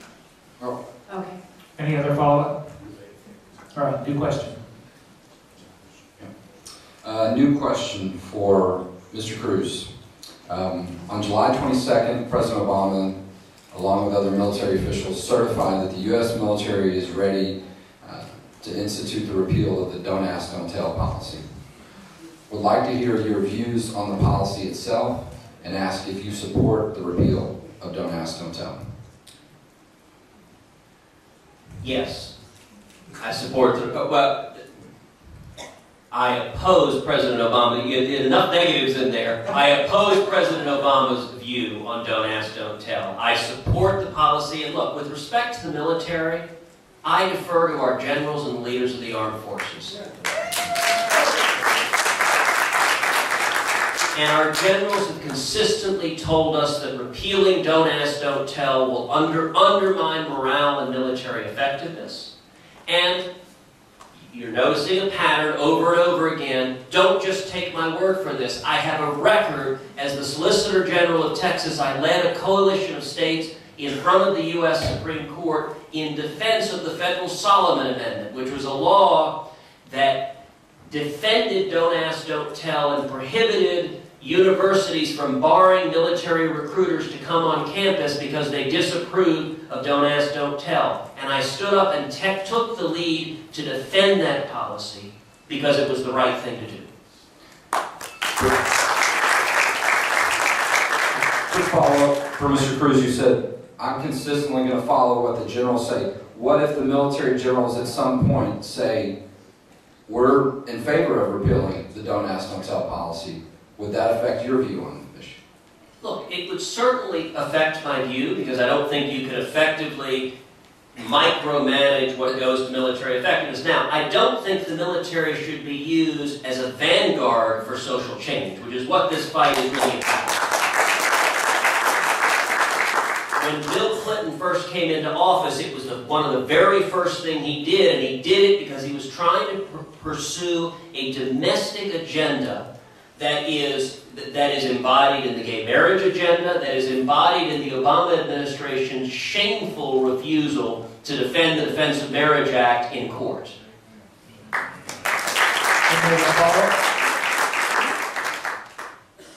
Okay, new question. New question for Mr. Leopard. Please. And this is submitted by an attendee, a registrant, and a supporter of RagingElephants.org. And I'm going to have to read this one. When Mr. Smith went to Washington, he was willing to filibuster a bill that was, in his opinion, wrong. What would have to be in a bill that would trigger within you the same passion that Jimmy Stewart demonstrated? If anybody knows me, either having led organizations on the private side or leading a city, they know that I lack for there's no time that I lack for passion.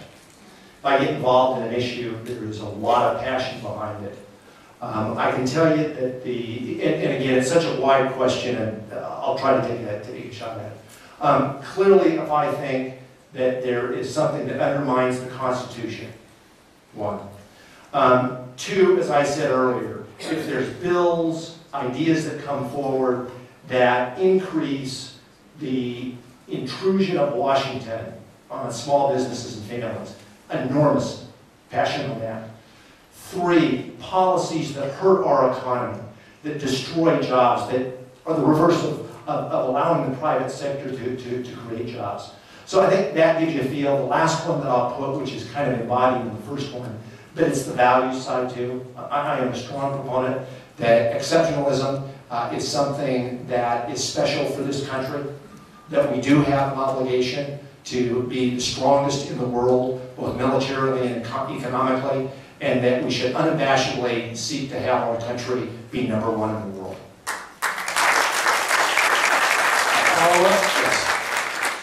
I appreciate the question that was put out there. Could we talk a little bit, just getting off, expanding the question a little bit, about filibustering itself?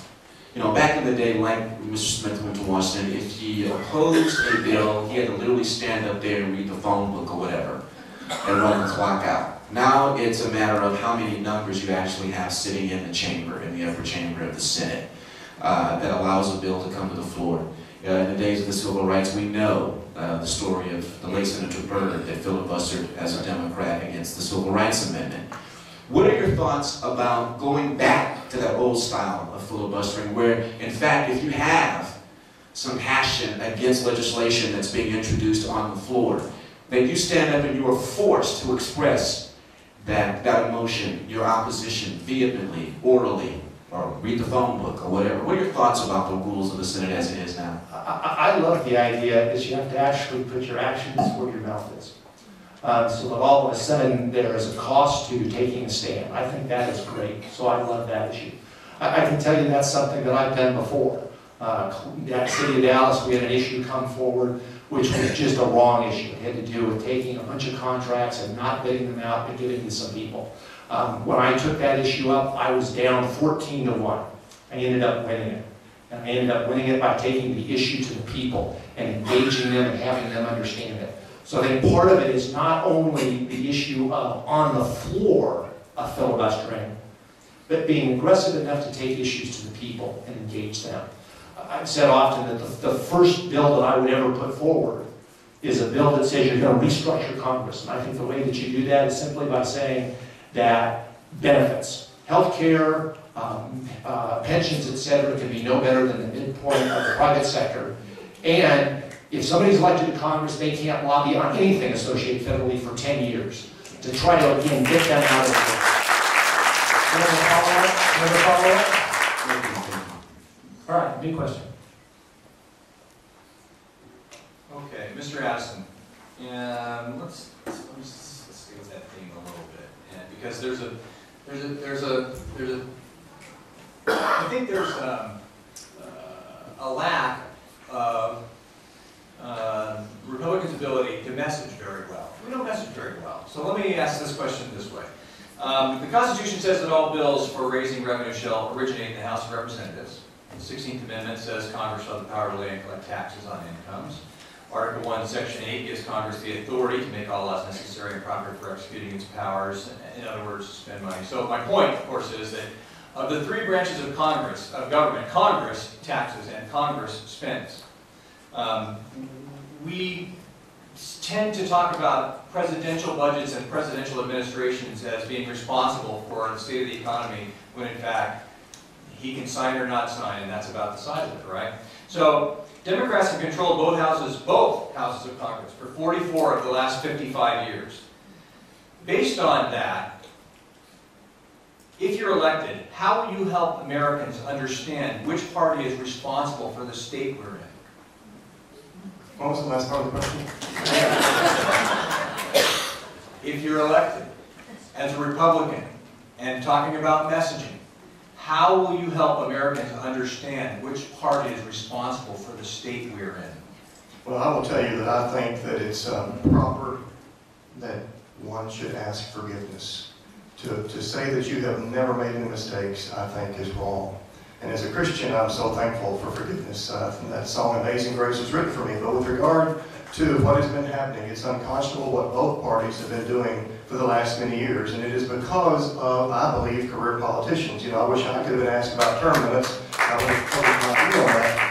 But I think that it also gets back to the filibuster. And that is where you'll recall in that 1939 movie, which was before the days of television, that the ears of the American people were right there by their radios because they were listening to what Senator Smith was up to, and the people were with him because he was fighting corruption. He was calling attention to the problems that existed in that body. Now, you may think this is funny, but I have literally been engineering in my mind a device that would help me if I were to collapse or begin to collapse, to be held up through a stainless steel frame that comes up through my pants and underneath my leg to stand as long as it takes to call attention to what's happening. But it must be done through communication, and that is where one person in the United States Senate has a profound influence on national policy. Follow up? All right, we'll go to a new question now. New question, Ms. Pittinger. We're well aware of the role that U.S. Senate plays in confirming nominees to the Supreme Court, United States Supreme Court.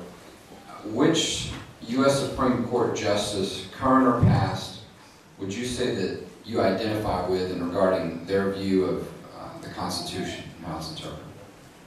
Oh gosh. There's some very interesting people there. And I mean, right now, I really love Scalia. I mean, talk about a man after my own heart. I think he's amazing. I don't agree with him all the time, and even when the logic he uses to come to his decision, I may agree with the decision in the end, but I may not agree with the steps he got to. But right now, really him. I think he's had to stand in a way and in a time that previous justices may not even be able to comprehend. I really respect what he's done, and I look forward to the day when there's an equally passionate conservative woman there to help him along with it. Just to follow up, Ms. Pittinger, what specifically about Scalia could you elaborate on as far as a case or what? Right, that he's a strict constitutionalist from top to bottom. I love the story of talking about the American flag and whether or not people can burn it. And he believed in freedom of speech, and he believed in it very literally, and so he ruled in a way that he hated, but he believed was the most literal interpretation of the Constitution. And the next day, it was all over the news, and he's in there drinking his coffee, and he just feels this huge weight on him about it, and his wife walks in and starts singing the national anthem. He's had to carry weight, even with people that he loves who may disagree with the final decision he's made, and I really respect that. All right. Let's go to a new question now. Joan Cruz. Let's talk monetary policy. Really simple. If you could, for those of us who don't have a strong grasp on monetary policy, could you please tell us the role of the Federal Reserve?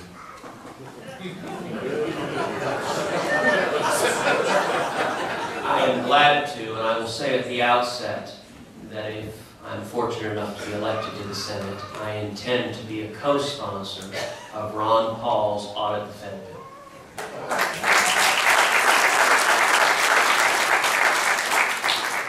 The Federal Reserve has its origins in progressivism, and it has its origins in dramatically expanding the control of unelected elites over our monetary system and over our money base.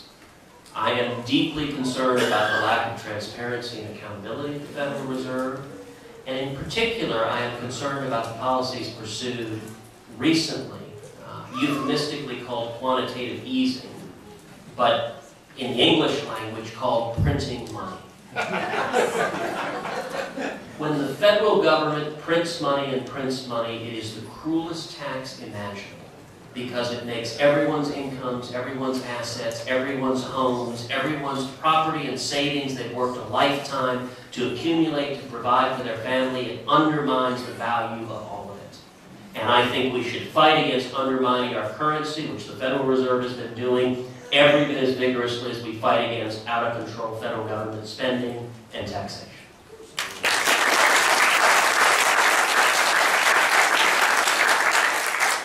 Could you share with us your thoughts, if we can go beyond editing, auditing the Federal Reserve, hopefully ending the Federal Reserve? Could you share with us your thoughts about recoupling our currency to precious metal, namely gold? Would you also be in favor of opening up the gates of Fort Knox and seeing if the gold is actually still there? There are those of us who think it may have already been spent. Could you just share your heart with us on that? Sure. On number two, absolutely.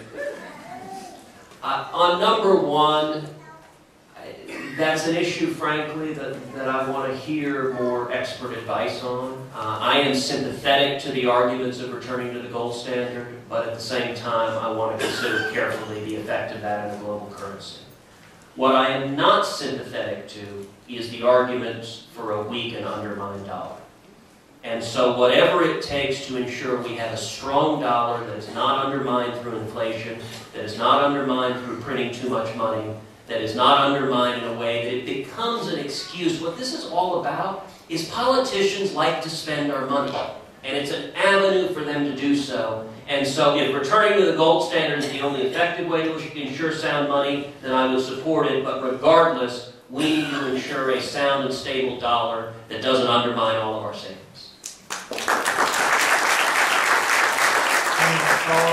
Yeah, just one because we really haven't touched monetary and fiscal policy, and it's something that you guys are going to, if elected, are going to have a profound impact upon.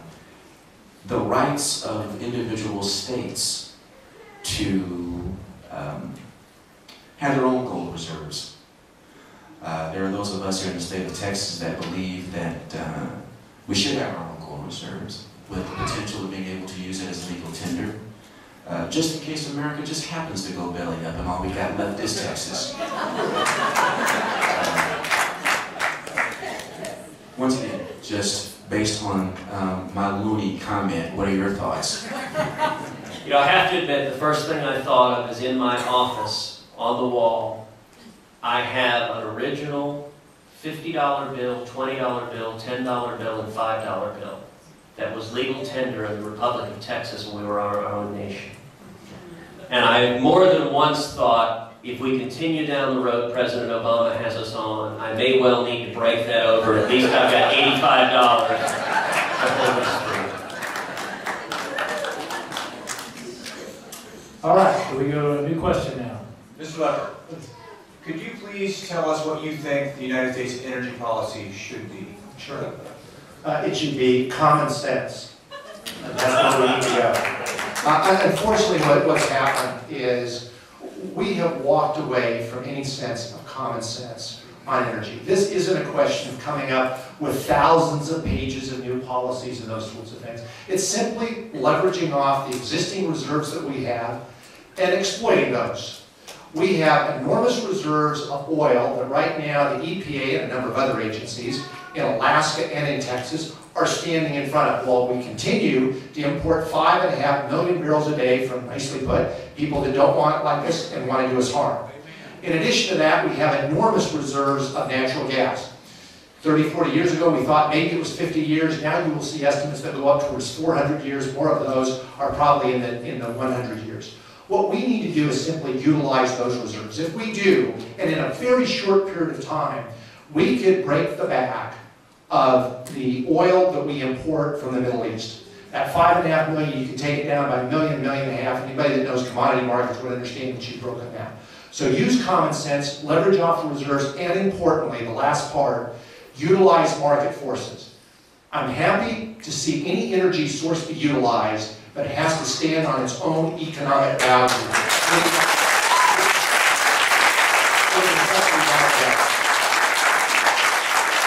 Can you follow up on that? Next question. Good question. Mr. Addison, what we have found out over the years is that Planned Parenthood has been receiving millions, hundreds of millions of taxpayer dollars, even though we have policy in place that those tax dollars are not supposed to be used for elective abortions. And they say they provide other services, and so they've been able to get at this money. My question to you is, number one, do you support any tax dollars being given to Planned Parenthood for any reason? And if you do or don't, or if you don't, what would you do to make that happen or to put that policy in place? I absolutely would not favor one dime to them. And the way, I've mentioned a few of these things in previous minutes, but the only way that we can truly defeat those types of issues is to decentralize Washington. If we give the powers back to the states with all of these issues that deal with health and other issues that Planned Parenthood is allegedly involved in, then the federal government will no longer be cutting checks to Planned Parenthood. The states will have the right to make those decisions, and then again in Texas, if our legislators were to decide to send any money to them, I do believe that the people would rise up and throw the rascals out. And so absolutely they must not be given any money. It must be, ways must be figured out to stop it from happening, and I think the way to do that is to transfer the powers back to the state and get this massive government neutered, if you will.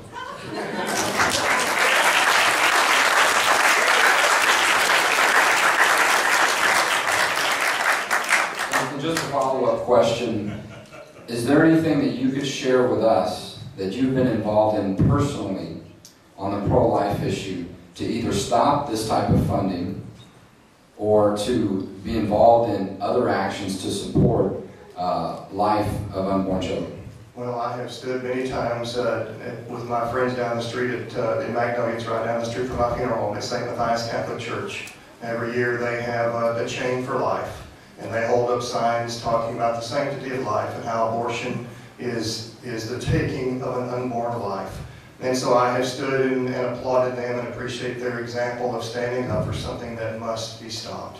I have also made donations to the various organizations that do promote life. Outside of that, I have not been to Austin or to Washington, but I've stood with local people and done those things.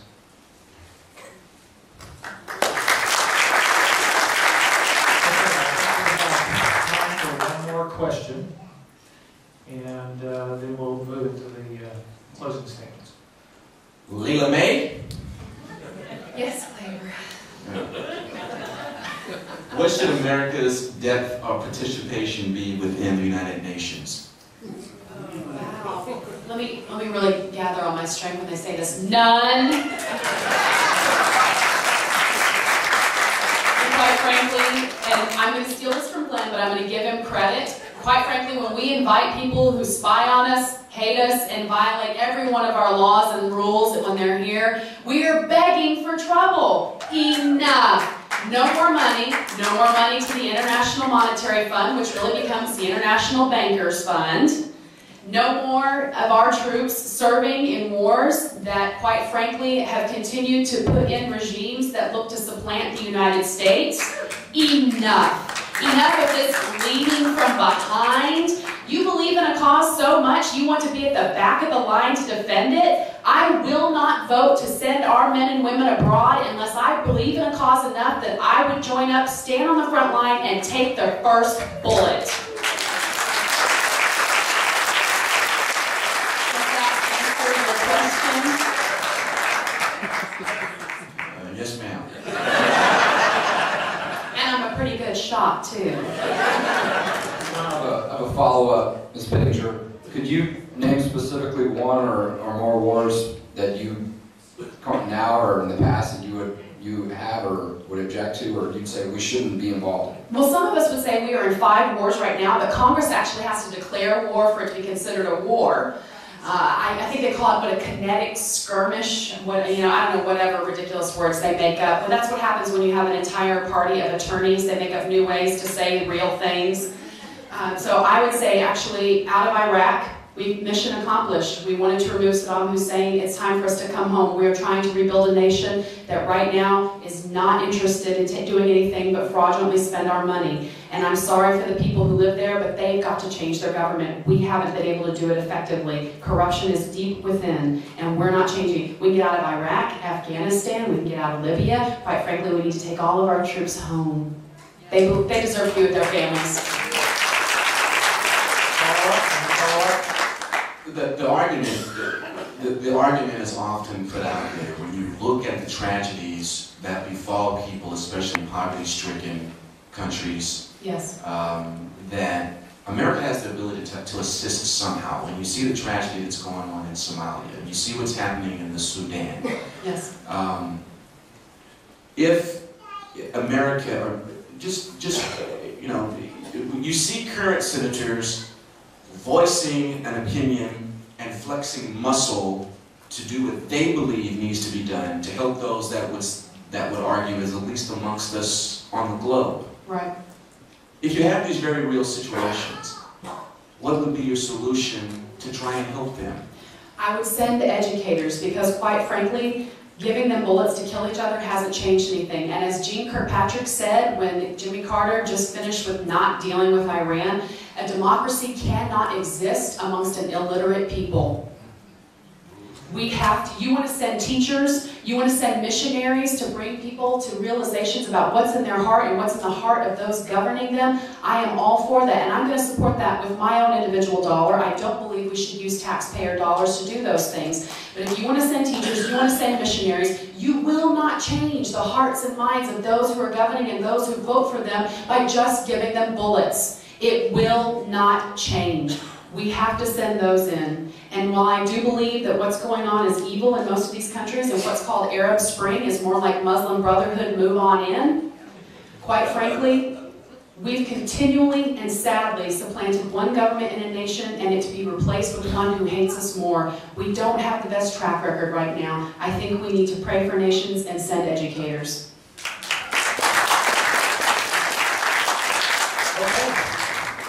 That's the end of that round. Let's go to our closing statements.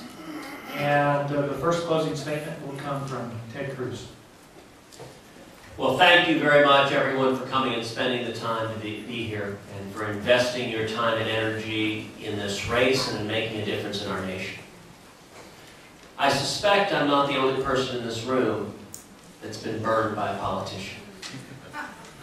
That's seen politicians who sound really good on the stump, and then they become spineless jellyfish when they get into office. We all know the old parable of the frog and the scorpion. And the scorpion stings the frog because it is his nature. Sadly, it is the nature of political candidates to say whatever it takes to try to get your vote. Which is why, over and over again, every answer to every question that was asked tonight, I didn't say, take my word for it. I said, look to my record. If you want to know where my heart is, if you want to know if I care about these principles, look to if I've been standing and fighting for the principles over and over and over again. And I want yourself to ask yourself on question after question, whether it was life, whether it was protecting the border, whether it was standing up for religious liberties, whether it was defending U.S. sovereignty, whether you heard answers that pointed to a record of standing and fighting. And the reason I focus on it is two things. Number one, you want to know if someone has the backbone and courage to do it, and if they haven't done it in the past, we shouldn't expect them to grow the backbone in office. And number two, you want to know if they can do it effectively. In terms of my heart, my dad, when I was a kid, fleeing oppression over and over again, said, when we faced oppression in Cuba, I had a place to flee to. If we lose our freedom here, where do we go? There's no question that better explains why I'm running for office than that question right there. I ask for your support. I need your support. I look forward to fighting arm in arm and by your side. Thank you.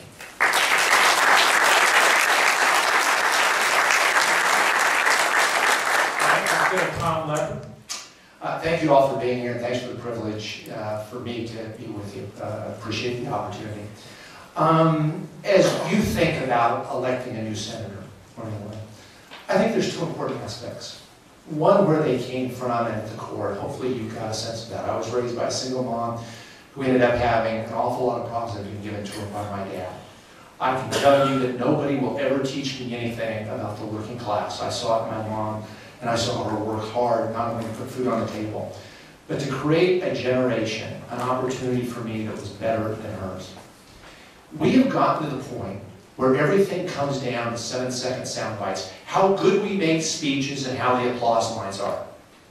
What we've seen over the last 2 years, good speeches and never having led anything, is not a very good recipe for our nation. We need to have people that, again, don't talk about things that have not been in staff positions, but have actually had to be leaders. Actually had to make the decisions and step forward. Our economy is at a precipice right now. We are on the verge of losing everything that we built over the course of 235 years. People talk about spending, they've got it down to the paragraph. Ask if they've actually cut spending, public and private. Today we've got a stagnant economy. We're not creating jobs. Ask if people have actually created jobs. I cannot theoretically talk about the private enterprise, but have they been in it? Have they been accountable? And have they produced results? Those are the tough decisions that have to be made. Thank you very much for having me.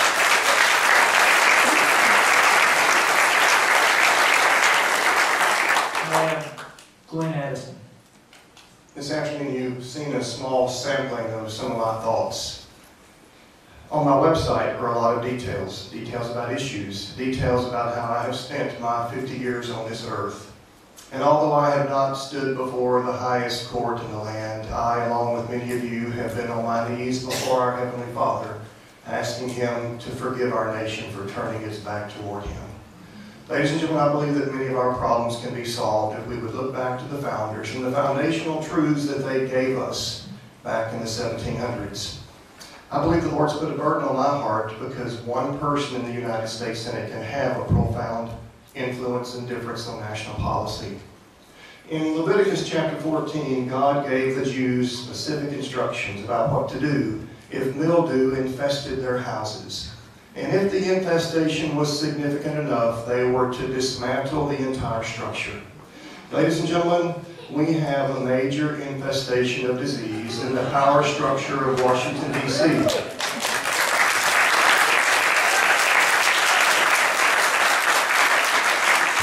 The 10th Amendment is in shreds. Article 1, Section 1 of the Constitution, which says that legislative authority belongs to the Congress, is a joke, as evidenced by daily dictates from the EPA and other agencies.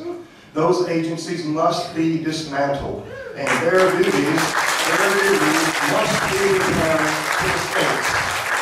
It's absolutely essential that their duties be returned to the states. You know, whether it's a lizard in Llano or a dam in Dallas, those decisions should be made by Texans and not by bureaucrats. And so that's what a Senator Addison will be about. I ask for your support.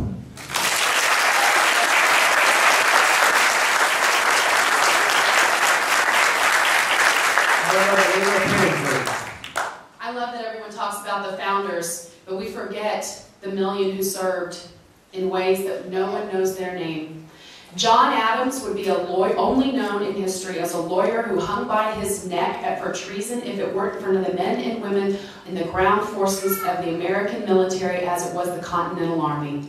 Those people who lived their days and lives completely unknown, their names we will not remember. He would never be the man that we remember him as if the people who were having to live it out and sock it out in the trenches didn't do their part as well. Those incredibly brilliant businessmen who were some of the founders of our nation, wonderful men. We would remember them and be singing God Save the Queen as traitors to the Queen. Or the King, I should say. I love the variety that we have in this country, but we are missing it in the Senate. We have 60 attorneys out of 100 senators. We have 17 women. Only 5 are Republican, only 1 is conservative, only 1 is pro-life. Half of Congress is millionaires. Only 1% of this country is millionaires. They don't have a problem raising money and growing business for themselves. They have a problem spending your money instead. I think it's time that we get citizen candidates. I think it's time that we get people who have a variety of experiences. I have a bachelor's in English, which means I can read the legislation they put in front of me. And I have a master's in dispute resolution and conflict management because, by God, we need that even in this party right now. If we don't get on the same page, we can have the same Senate, same House, and same President and get the same amount of diddly done that we got done about 10 years ago. It's time for citizen candidates. It's time for people who may not have the glory of fighting out there in the beginning, but have been living it day in, day out, and have lived the consequences of those people who have stood up and made great speeches and poor legislative decisions. Thank you very much.